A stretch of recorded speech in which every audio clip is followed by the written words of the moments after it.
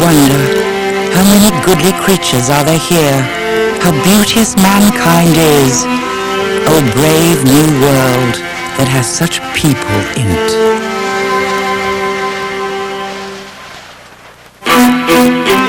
Things are changing, and sometimes you don't know it until your world is upside down. As our tools move faster, so do we. We're climbing an evolutionary ladder, but what will humans be when man makes man in his own image? And what are we becoming as we put more of our machines into ourselves and more of ourselves into them? What does it mean to be a family? What does it mean to be a parent? What does it mean to be in love? You may be surprised at what you find. A musical universe knit together by dancing strings. A world where aliens live right before our eyes. A world that just might lose most of its living creatures, but where man somehow slips through. We haven't got many answers, but we've got some terrific questions. We are closer than ever to human cloning, so what should we be worried about? Just get a piece of genetic material from the Führer. Have 6 babies, 1 for each continent, and we could take over the world. And what is it that frightens us about choosing our children's genes? That is going to be what turns society upside down in the 21st century. That's much, much bigger than cloning alone. And once children are designed, what do we gain and who do we lose? If all of a sudden you're talking about you're making people the same, or at least having that potential to making people the same, I don't like the whole idea of it. It's a little bit scary to me. We've got some terrific questions. Plenty of questions on the road to a brave new world. When Orville and Wilbur first went airborne on us at Kitty Hawk, do you think there was even one person alive who considered the problem of lost luggage, or lousy airline food, or what you would do if you really had to go and the refreshment cart is blocking the aisle? The thing is that every major invention, every scientific breakthrough, every new discovery provokes an initial wave of obvious and predictable responses, while a lot of the questions that will really preoccupy us down the road don't even occur to anyone. I mean, when the automobile first came on the scene, do you think there was anyone around who said, come on guys, let's stop and think for a moment. A few years from now, we're going to be slaughtering more than 42,000 people a year here in America alone. Do you think we would have actually gone ahead if we'd known what the eventual cost would be? Maybe, but it would have been one whale of a debate. The fact is that if we spent our lives worrying about the impact of unforeseen consequences, we'd never get anything done. We'd be paralyzed. And if we permitted ourselves to be influenced by the first or second or even third round of concerns produced by each new development, we'd almost certainly end up worrying about the wrong things. Which is why we're turning once again to Robert Krulwich to get us past those first intuitive, visceral reactions that afflicted so many of us when we first heard about Dolly. One look at this sheep, and the whole world got nervous. Very nervous. Human cloning should be illegal. We should never create human life response. What to eliminate is the creation of a human child by cloning, and we want to prohibit it. In this country is opposed to human cloning. Society is not ready to clone a human being. Just the possibility that somebody maybe soon might clone a human being was so scary, most of us instantly hated the idea without bothering to ask, what is it exactly that is so frightening and so deeply disturbing about a human clone? We have these images in our heads from the movies. There's the problem. If we do ever clone humans, says Professor Lee Silver of Princeton University, they won't be like these movie clones. And the public perception is based on movies and fiction that people have read and looked at, and that's where they get this image of cloning as being an exact duplicate copy of a human being, and that is far away from what's really going to happen. Lee Silver is a biology professor, an expert on genetics and reproduction. He likes a good movie.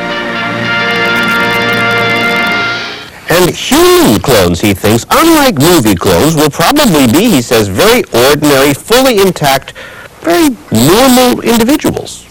Of course, they will look a lot like somebody else, because clones, after all, are clones. But having a clone, said Lee, should be no more frightening than having an identical twin. Still, I wondered. Lee, however, promised me, once you get these movie images out of your head and you learn a little bit of science, you will think about cloning very differently. Which brings us back to Dolly. Dolly, as you may recall, was created by a Scottish research scientist. That's him, Dr. Ian Wilmot. Here he's pretending to feed Dolly for the TV camera. She is, as you'll see here, not the slightest bit interested. Still, what he did was something that nobody thought was possible. He took a single cell from an adult sheep and said, I'm going to turn this adult cell into a brand new baby sheep. But wait. People said you can't do this. An adult cell can't remember how to create a whole new creature. And what's more, you can't make it remember because an adult cell, as the scientists say, is differentiated. Now, here to explain what differentiated means in their fashion are my friends Josh and Adam. Hey. Every sheep starts out as a single embryonic cell. This single cell is filled with lots of long, stringy stuff called DNA. DNA. Who is that guy? DNA is the genetic code. Right. It's the instruction book that tells the cell everything it needs to know to build an entire sheep. Wow. So this very first cell is ready to do it all. Let's get busy. So now I take it then that all life, all creatures start with one cell. Yes. And this cell can build a whole creature. It's the I can do anything cell. This cell has the ability to turn into every single tissue and organ in your body. But then it starts to split, and then what happens? Well, the cell becomes many, many cells by dividing many, many times, and each of those cells takes a certain pathway. So one says, I'm going to become heart. Another one says, I'm going to become Let's liver. watch this happen. As this cell multiplies into many cells, they begin to specialize into bone cells, gut cells, heart cells, udder cells, and eye cells. You forgot skin cells. Shut up. Together, in combination, they make a sheep. But here's the sad part. If we were to remove one of his eye cells, He's going for it. we would see that since this cell is now specialized, if we would say, hey, can you do this, huh? It just sits there. He's not doing anything. It can only be an eye. Loser. It has forgotten how to build a sheep. Now, this is cell differentiation, what they're describing? Yes, it is. That's correct. So is that why I couldn't pluck a cell from your eye, say, and say to it, now go ahead and build me a whole new Lee Silver, because it has forgotten how? Well, actually, all the genetic information is there, we now know, but much of it is covered up. And What is what? Is covered up. Covered up like this? For example, remember the eye cell we plucked from our sheep? Look, right there. You want to see why it's an eye cell? Yeah. Go for it. Well, its DNA is right here. I've seen this before. With this addition. I haven't seen that, though. Notice all the instructions are covered up with X's except this section right here? Uh-oh. Well, this section tells the cell how to make an eye. So if we look this cell in the eye and we say, go ahead, build this a sheep. I can't. I've forgotten it. Oh dear. But I can help this cell remember how to create an entirely new creature. This was Dr. Wilmot's great accomplishment. Suppose that this is the DNA from an eye cell, and as you see here, everything is covered up except this information right here. This is called how to build an eye. Cell can't remember how to do anything but this. What Dr. Wilmot figured out was how, very carefully, to remove all these covers, all these blockers, just so. So now that cell's genetic material is completely open, and now it can be reprogrammed step by step to go into any tissue in the body. And build a whole sheep. And build a whole sheep. And that is how we got Dolly. And more recently, that's how we got those mice, the cloned mice from the University of Hawaii. And then this cow, also cloned. And using the same technique, I wondered, can you now clone a human being? It's almost certainly going to be the case that you can clone a human being. Using that technique? Yes, and we know that because it has worked in every other mammal in which it's been tried to date. And it may have already worked in humans because, and this is the guy, Dr. Jose Sibeli, a research scientist, revealed that at a lab in Massachusetts, he had successfully begun cloning himself. He has not published his data or agreed to an interview, but in this video press release, he said, "We have developed a method where we can take a cell from an adult, let's say a cell from under skin." Which is just what he did. He says he took adult cells from the inside of his cheek, and then using roughly Dr. Wilmot's recipe, he removed those blocks or covers so the cell could now remember how to create a whole new creature. And we can transform that cell into a stem cell. A stem cell is a cell that can develop into any type of cell in the body. And then he got that cell to divide, which is the first step to creating, well, a clone, Dr. Sibeli's twin. In a sense, it was an embryonic twin of the scientist. That's correct. But then, after several divisions, Dr. Sibeli says the cells stopped growing. But still, each step toward cloning, toward designing a baby to be a copy of someone else, steals from the baby its greatest mystery. For millennia, whenever you had a baby, you didn't know what you were getting. Well, says Lee, you really still don't know what you're going to get, and you never will know really what you're going to get.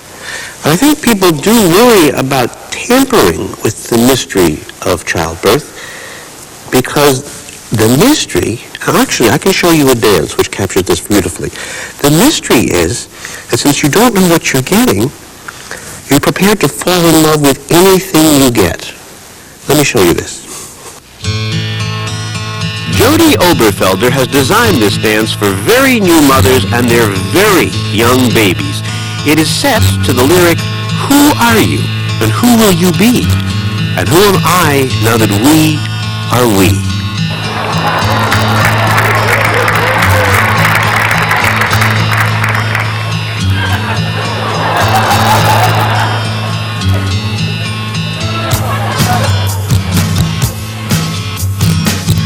Who are you? Who will you be? And who am I now that we're we? Sing with your heart, fall into my skin. Suffer against me, I let you in. When you look at babies this age, you're looking so closely for signs thinking, now is that her mommy's smile? I think so. Or look at that, she is going to be musical, just like her dad. This is the age when you look for clues, for signs of what they're going to be one day. But what if the baby's a clone? What if they're designed to be like, to look like somebody else? If these babies were clones, would we watch them? Would we love them the same way? I'll say I rock you, baby. I want you, mama. I want you, baby. Could it be that cloning might disturb all this love we've got going here and this innocence? But what exactly should we fear? Well, we will get back to babies and to that question when we return.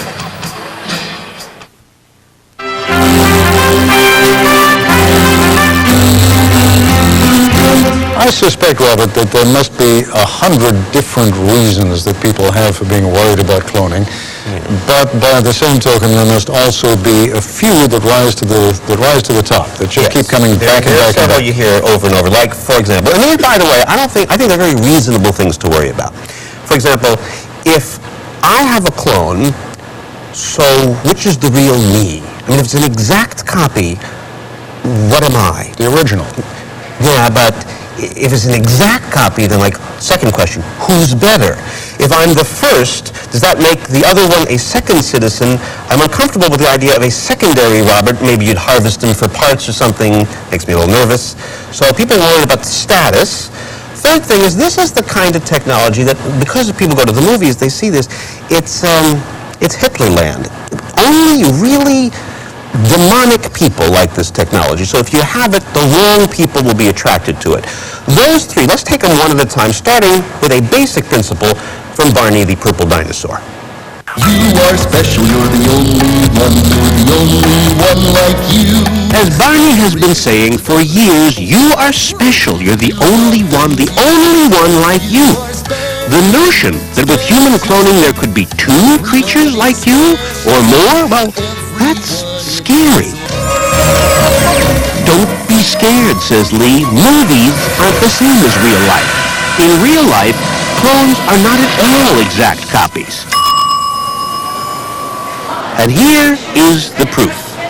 I was invited to Philadelphia by Professor Stephen Jay Gould of Harvard University to an exhibit at this museum, which is kind of scary all by itself, the Mutter Museum. Professor Gould said, let me show you something. We're standing in front of the greatest proof of individuality of clones in human history. He's talking about Cheng and Eng, the famous Siamese twins who toured America with P.T. Barnum in the last century. Identical twins are clones, genetically identical, but in this case, says Gould, they were joined by a small flap of skin connecting their chests, turned out to contain some of the liver. There's the liver still there. That's the actual liver? That's the actual liver. They could not have been separated by the medical technology at the time. They could be today. But here's the interesting point. Here are absolutely maximally similar people. Couldn't get more similar. Same genes, same environment, always connected, and yet they turned out to be, by all accounts, quite different. Cheng, on the right with his son, was a dark and brooding alcoholic introvert. Eng, on the other hand, was a sunny, teetotaling, child-loving extrovert. So here are two people who couldn't be more alike, and yet they developed distinctly different personalities. If that isn't proof that cloning doesn't make absolute identity, I don't know what else we can give you. Well, I got a little something. How about these two? Sharon Posset and Debbie Melman, identical twins separated at birth and reunited 45 years later. My colleague Deb Amos met these two last year and found them uncannily identical. They act the same. Like the baby mom with the hand. They talk the same. Don't affect me. If I heard this story, I would think it was bizarre that two people that were 45 years old met and like instantly bonded to be like, come on, you know. But they are so weirdly identical. So weird. Their kids say they laugh at the same thing. They use the same words at the same time with the same gestures. We didn't know that. They even make the same stupid, cross-eyed look. These are spooky clones, frankly. Yes, that's They're right. spooky. So explain the difference. How come Steve Gould's clones come out almost opposite, while these two come out almost identical? So what we're seeing here are the two different extremes over the broad distribution of what will happen. I see. So Gould's example is one case on one end of the rainbow. Right. And these ladies are the other. The other. And most people are going to fall somewhere in between, being alike in some ways, but not as totally alike as these women are. But looking at those two doesn't convince you that they are the same person in two bodies. Absolutely not, because each individual has a completely separate mind that is in a dynamic state, always changing. Completely separate mind? And you want to go because I mean, I don't see it. They have the same behaviors and same instincts, but they are different people. So real clones are not exact copies, not at all. But now, how about this other movie notion? And you know, sometimes you make a copy of a copy, it's not quite as sharp as, well, the original. Oh, I think that's a misplaced metaphor from the process of Xeroxing. And I mean that seriously. I think we have the Xeroxing metaphor in our mind, that each time you Xerox a Xerox, it degrades, but that's certainly not true. Biologists say that for genes, the right metaphor is computers. Think digital here, where every copy is an original. That's right. The genetic information will be duplicated exactly. So no loss of quality. No loss of quality. No second best. No second best. No comic kind of character. That's right. That's complete fiction. The right hitter for the right future. Okay, here's one more worry, and I admit you see this all the time in the movies. People who are attracted to human cloning are not the nicest people. No torture, things like that. Even if they're the couple next door, played by Buck Henry and Jane Curtin. it was going to be so simple. Everything about it was so simple. Just get a piece of genetic material from the Führer, Adolf Hitler, the man we respected so much, and have 6 babies, 1 for each continent, and we could take over the world. No biggie. Many folks worry that human cloning will bring out the worst of human nature and will be used by the worst of humans. Certainly the most vicious. You've just met the couple. Can they get away with this? 6 Hitlers taking over 6 continents, rule the world. No biggie, says Jay. It's not going to happen. It's not going to happen because in this situation, it's not just the genes. It's the genes, it's the environment. You can't trust your environment. And these little Hitler embryos, anything could have knocked them from evil to less than evil? Oh, absolutely. So if they park themselves in front of a Mr. Rogers show on Wednesdays, that would ruin them? Yes, because their environment has a big effect on what they become. We would look in the crib and see these happy little mustachioed babies playing and giggling in the little Germanic accent that they had. Their little arms and legs just going like all kids do. They were so healthy, so active. One of them particularly with just the right arm. We knew we were on the right track. We had such high hopes for them. All 6. Each one of them went awry. Anyway, my favorite, Mandolph. He was such a great talker. In school, he could just talk the lunch money away from all of the other kids. He was phenomenal. He could convince you of anything. He had the master's voice. And we thought, yes, he's going to be the one to take over Europe. He now is the infomercial king. Television's most popular pitchman now. Wasn't exactly what we wanted. Or die. You see, says Professor Silver, cloning is not an efficient way to do evil. It's too chancy. You have your kid, you wait all that time, then everything goes wrong. Truly evil people, he thinks, are not going to like cloning. And then he says, now this is serious. He says that probably the first big customers for human cloning, instead of being bad people, may be good people. We have been surprised and overwhelmed by all the attention over my wife's pregnancy. When we return, a real-life situation where Lee says even you might agree that cloning is the best solution. Professor Lee Silver says there has already been a situation, and it's a famous one, where even you might agree that good people could have used a clone. It's a wonderful story that really happened in California about 7 or 8 years ago, where a child of 17 was dying of a very, very slow-growing leukemia. It's hard for me to get up here and ask my friends for help. To stay alive, Anissa Ayala needed bone marrow from a compatible donor. But wherever she looked, school, her family, her town, she couldn't find a match. If there was no donor, this girl was fated to die within 3 years. Desperate, Anissa's parents made their famous decision to have a second baby, hoping that the newborn baby would be compatible with the oldest daughter. Then they waited. The tension was awful. Even if I do pass away, or if that's God's will, that's God's will, and they'll have this baby to carry on with. Come what may, said Anissa's mom, we will love and care for our new daughter. And in 1990, baby Marissa was born. And miraculously, the baby was compatible with the older daughter.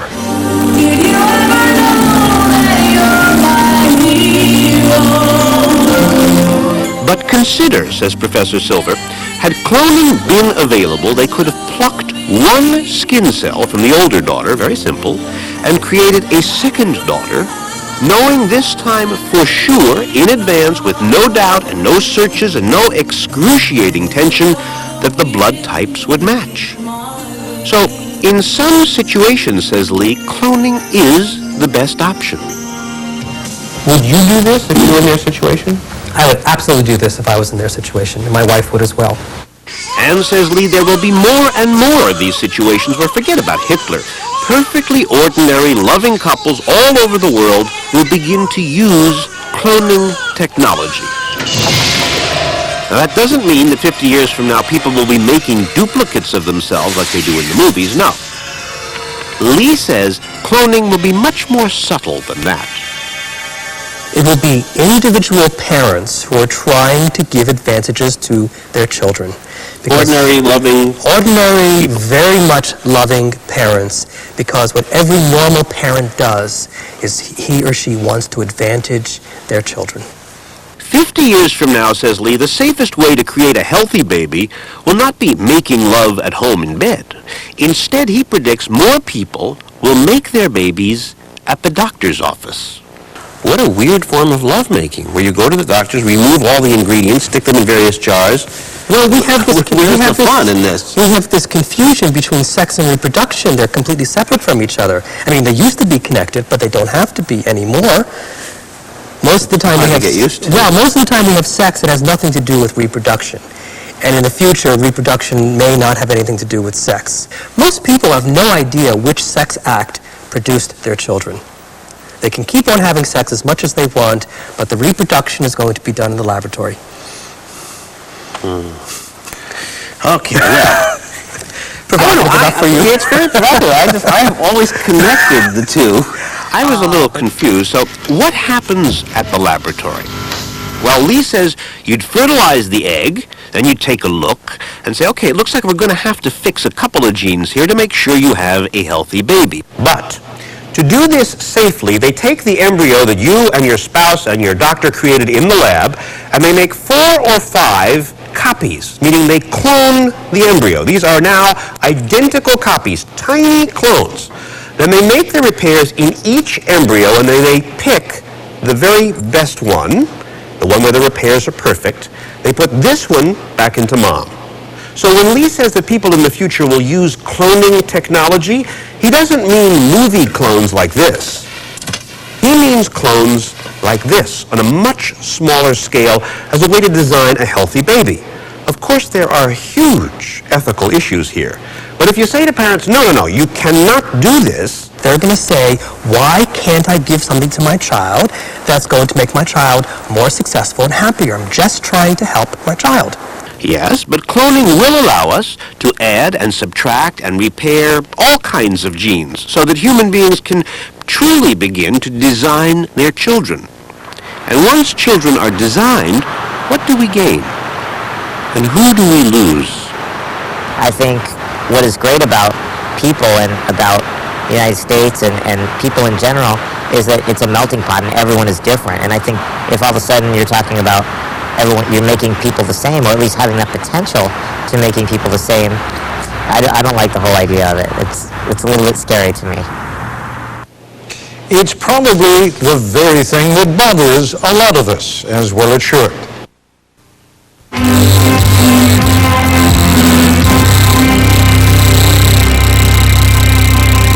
Mark Trombino is 29 now, but when he was about 8, he realized he was different.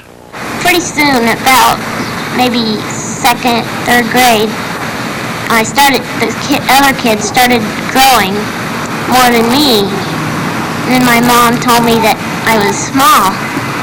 So I said, well, how big will I be? She said, well, I don't know, but not too big.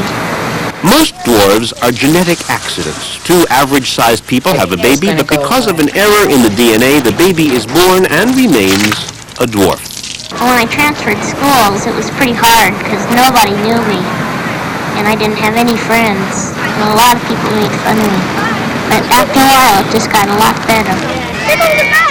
When this film, Little People, was made, no parent could have known they were going to have a dwarf, because the gene for the most common form of dwarfism had not yet been found, so there was no test a pregnant woman could take. But now there is. Dr. John Wasmuth discovered the gene in 1994. I want to find out about this. What? Let me get down here so I can ask you. What is this? This is my DNA, the picture of me. Dee Miller coordinates a clinical service for dwarfs out of Johns Hopkins Hospital. Okay, and the difference here is this is one person and another person, and there you are under the star. Right. And you have these 2 extra little bumps. Different mutation. And that's and it's a teeny tiny thing. But now that doctors can see that teeny thing in a 10-week-old fetus, for the first time it is possible to avoid a potential disaster. When two dwarves decide to have a baby, there's a 25% chance the child will have a lethal condition and certain early death. But with the test, dwarves can discover this problem very early in a pregnancy, which for many of them is an extraordinary benefit. But along with the benefit, some dwarves argue, these tests one day could create a danger.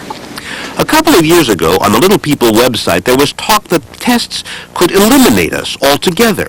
They talk about wiping out dwarfism, the genocide of little people. I keep hearing, says one, let's rid ourselves of this burden. This burden is my life.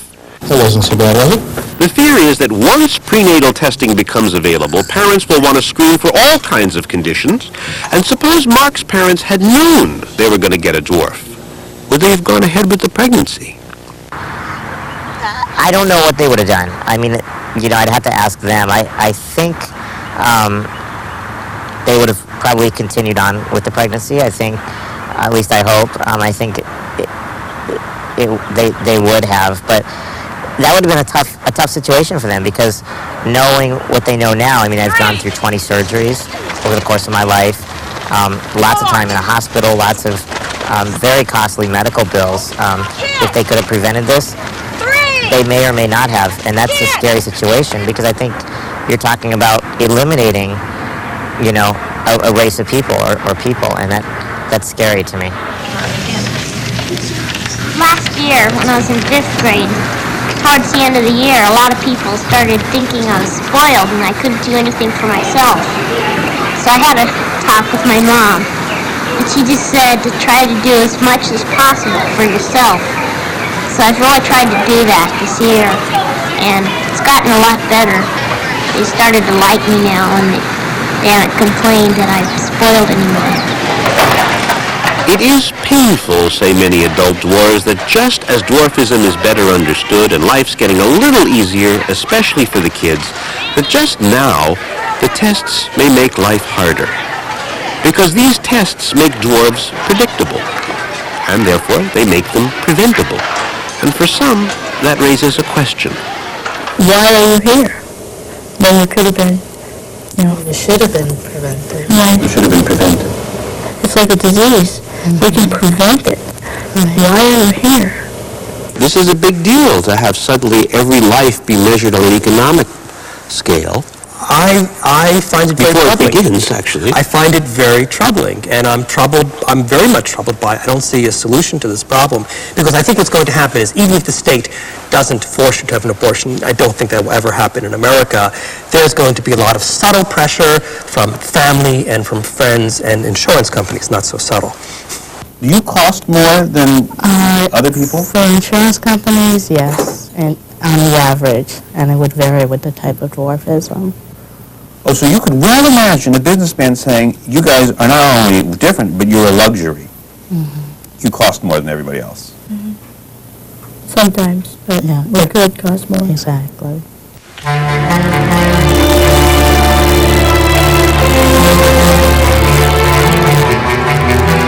The American artist Ronnie Horn asked a young Icelandic woman, Margaret, to pose for a series of portraits.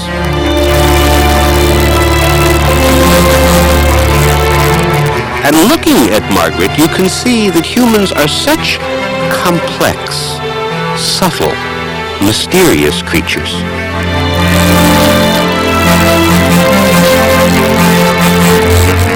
There is so much we don't know, we can never know about ourselves, about each other.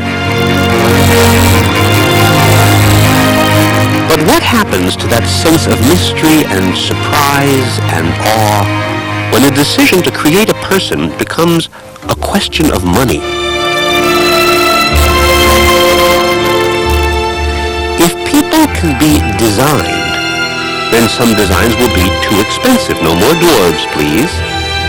But we might even begin to look at people like Margaret and think she's lovely. But for a few extra dollars, maybe we could add a few improvements, make an even better Margaret. The options and extra business. That's right. That is going to be what turns society upside down in the 21st century. That's much, much bigger than cloning alone.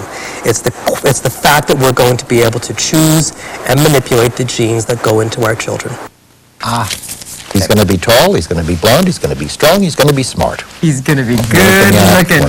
Let's go to the details. Who knows, maybe one day people will do just what actors Buck Henry and Jane Curtin are doing here, picking and choosing qualities for their child. The senses? Yes, the senses. Well, initially it's going to be based on health characteristics, and then ultimately it could be based on things like talents. Sense of purpose. Sense of purpose. It's important. I think you should have one. Yes, low, medium, or high. This is not going to be easy, and it may never be practical. I don't think high. But Lee says once this process gets started, why not, if you can, add a little extra memory, or extra good eyesight, or extra this, or extra that, or going further. Suppose it's possible to give your child night vision from an owl, or super sensitive hearing cloned from a dog.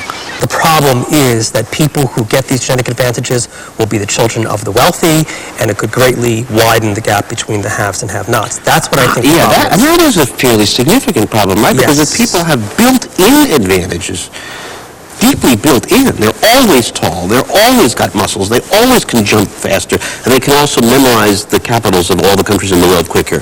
Then what chance does somebody without money have? Well, that's exactly right. I don't think the problem with genetic engineering is in terms of the children who get it. I think the problem is in terms of the children who don't get it. Yeah. So there ought to be a law? I don't see how we can make a law. It's very, very difficult. I mean, this is sort of frightening to think about, but where do you draw the line? Every parent is going to say, even when we get beyond human genes, they're going to say, why can't I give something to my child that's going to make my child more successful and happier? I'm just trying to help my child. Well, if I were on the non-receiving end in this genetic handout, if I didn't get mine, I'd stab you. Yes, says Lee, we should be worried if the gap between rich and poor gets too big. But we should also worry, he says, about what happens when these so-called improvements get passed along. Those children will automatically pass on the added genes, and they'll add some more on additionally. And then at each generation, you can keep on adding and adding and adding genes into the genome. You would have evolution going very, very quickly. Who is going to say, stop, slow down? It's nice to help your kid, but this is getting dangerous. I don't know where to draw that line. Does anybody? We'll try to answer that question. We'll even dance around some of the ethical dilemmas that surround human cloning when we come back.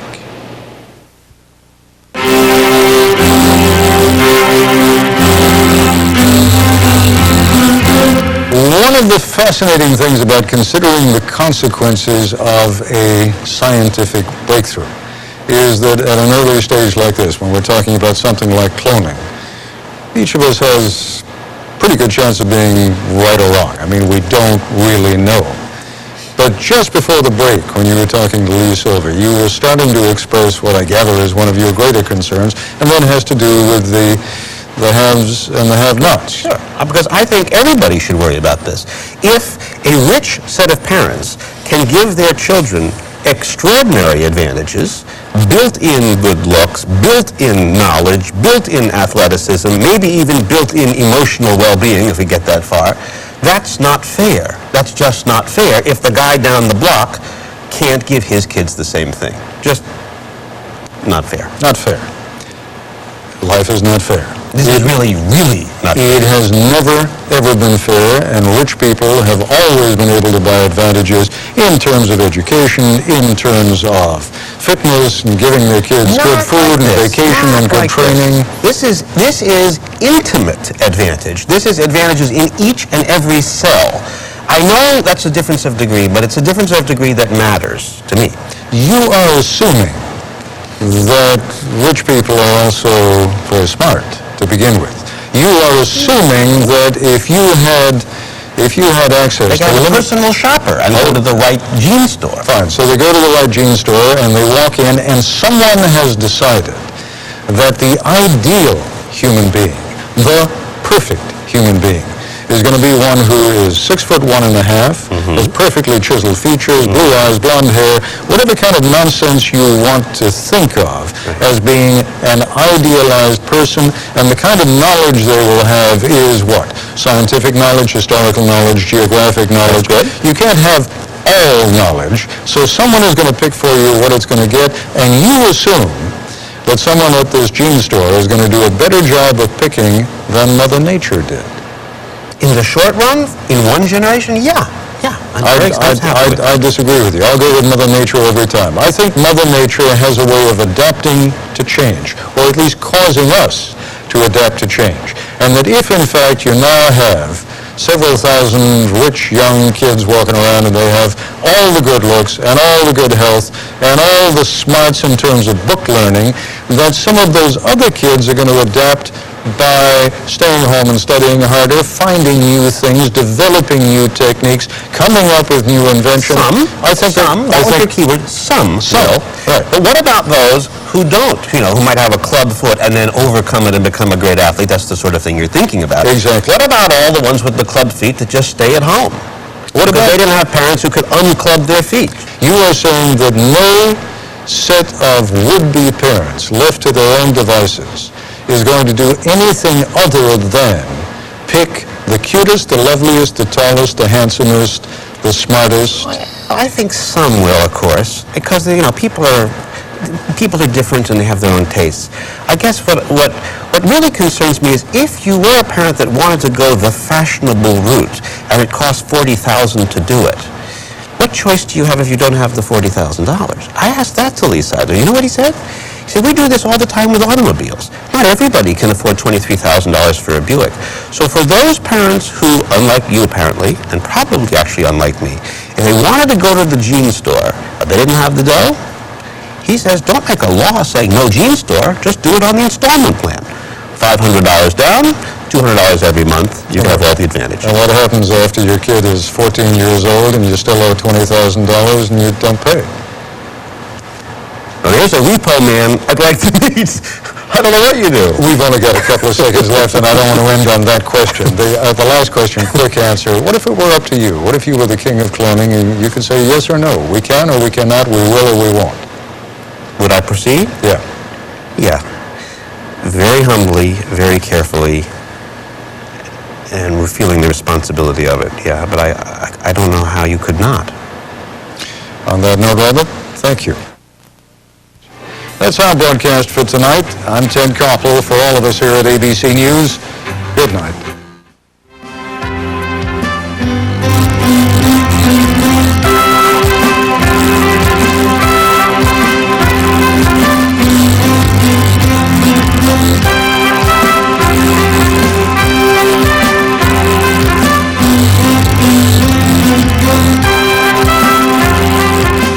We are such stuff as dreams are made on, and our little life is rounded with a sleep.